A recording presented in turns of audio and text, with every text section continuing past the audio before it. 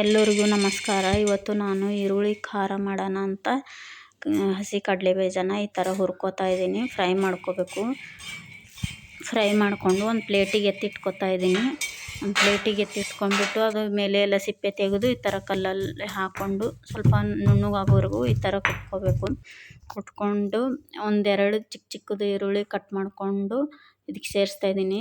ಸ್ವಲ್ಪ 1 spoon chilli powder, ರುಚಿಗೆ ತಕ್ಕಷ್ಟು ಉಪ್ಪು, ಅದನ್ನು ಹಾಕ್ಕೊಂಡು ಮಿಕ್ಸ್ ಮಾಡಿಕೊಂಡು ಚೆನ್ನಾಗಿ ಕುಟ್ಕೋಬೇಕು. ಈ ಥರ ಮಿಕ್ಸ್ ಆಗೋವರೆಗೂ ಕುಟ್ಕೊಂಡು ಆಮೇಲೆ 2 ಸ್ಪೂನು ಹುಣಸೆ ರಸ ಸೇರಿಸ್ತಾ ಇದ್ದೀನಿ.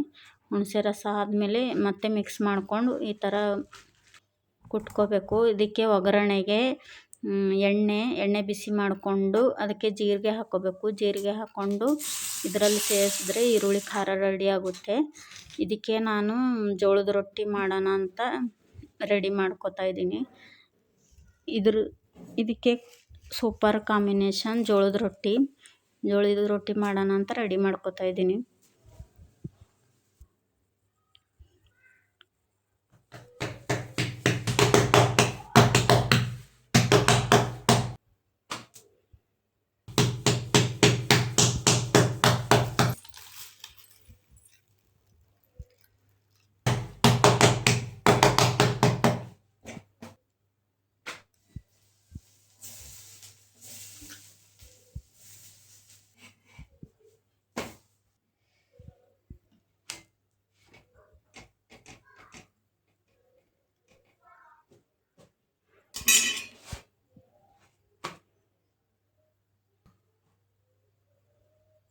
ಜೋಳದ ರೊಟ್ಟಿ ಮಾಡಿಕೊಂಡು ಈರುಳ್ಳಿ ಖಾರದ ಜೊತೆಗೆ ಸೂಪರ್ ಕಾಂಬಿನೇಷನು. ಈ ಥರ ಒಂದು ಸಲ ಟ್ರೈ ಮಾಡಿರಿ. ಈ ವಿಡಿಯೋ ಇಷ್ಟ ಆದರೆ ಲೈಕ್ ಮಾಡಿ.